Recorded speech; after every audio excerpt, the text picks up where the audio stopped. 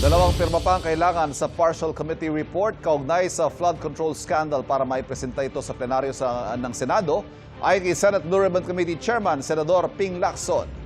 Sa ngayon kasi, 7 senador pa lang ang nakapirma rito. Bukod kay Lacson, pumirma si Senate President Tito Soto at Senators Erwin Tulfo, Risa Hontiveros, Bam Aquino, Kiko Pangilinan at Raffy Tulfo. Kulang man ang pirmay ni Lahad ni Lacson ang nilalaman nito sa kanyang privilege speech na tinawag niyang Chairman's Progress Report. May 11 reklamong inirekomenda sa report para magkaroon ng preliminary investigation. Kabilang dyan ang plunder, graft, malversation, direct bribery, money laundering at iba pa.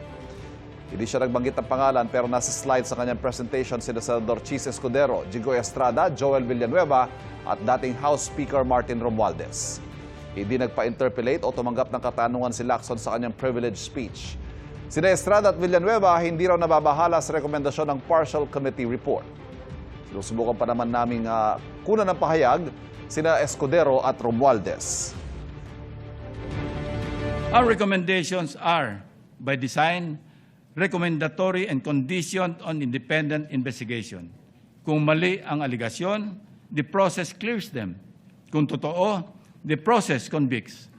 With due process and accountability, makukulong ang dapat makulong.